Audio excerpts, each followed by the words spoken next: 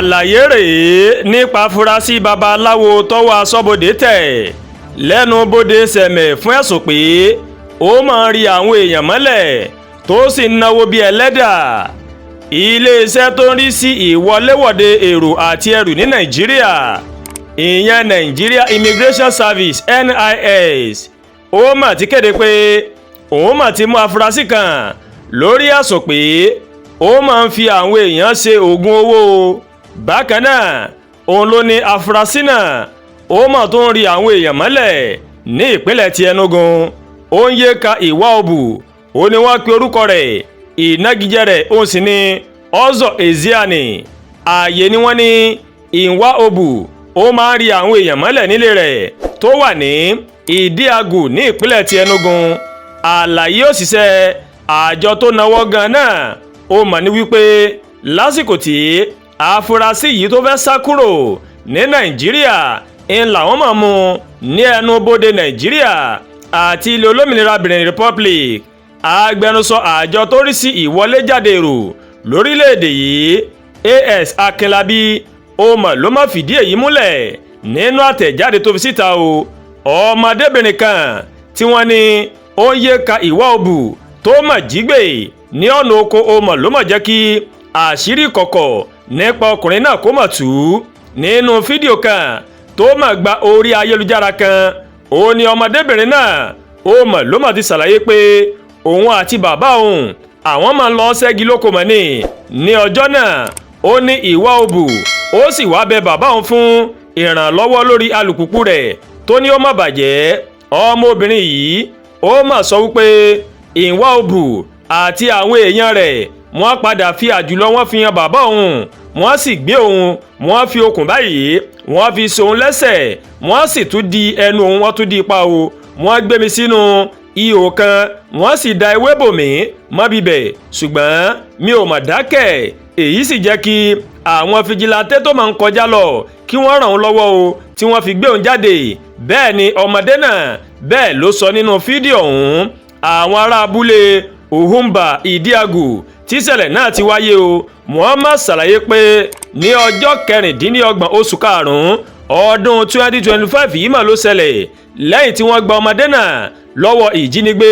ó ní àwọn ará abúlé yabo ilé Iwaobu pẹ̀lú ìbínú o, wọ́n sì jó ilé rẹ̀ kalẹ̀ ráúráú. afurasí yìí ó ti sá lọ nígbà náà. bí wọ́n ṣe ṣàlàyé, ará abúlé náà kan Ambrose Obieze ó ṣàlàyé pé ọ̀pọ̀ ihò ó ní àwọn rí ní ilé Iwaoba. ó ní àwọn èèyàn ló rì mọ́lẹ̀ sínú àwọn ihò náà láàyè.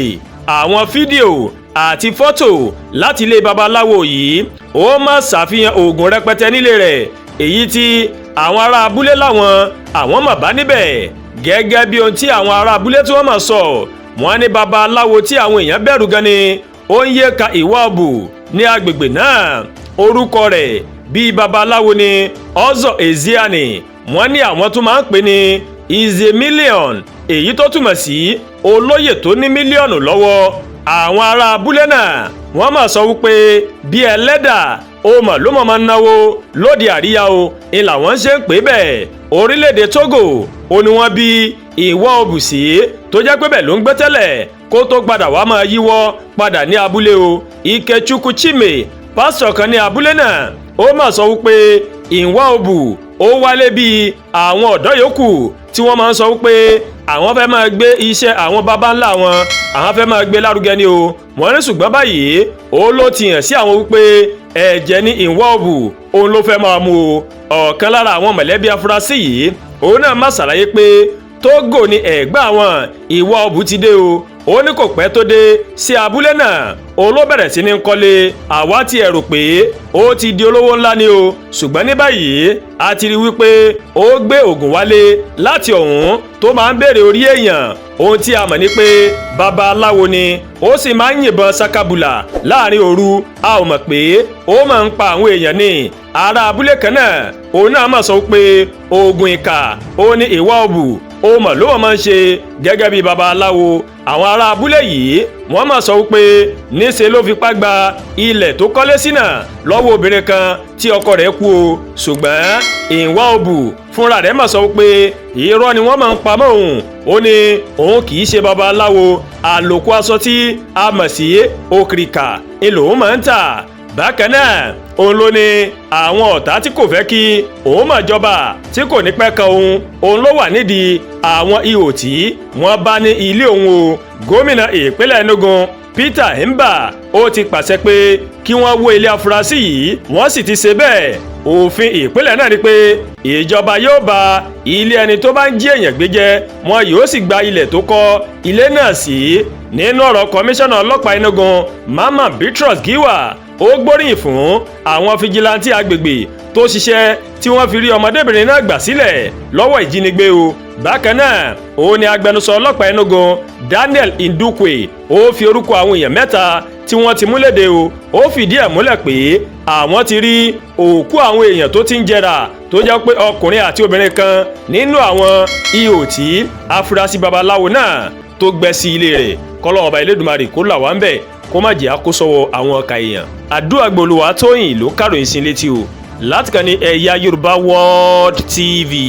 Bẹ́ẹ̀ ṣe ń wò wá ẹ máa bá wa like, ẹ máa share, ẹ máa comment, ẹ má tún gbàgbé o láti bá wa subscribe sórí YouTube channel wa, kẹ́ wá bá a tẹ notification bell láti lè máa máa wo ètò wa lọ́kọ̀ọ́jọ̀kan tó bá ti gorí ìkànnì yìí.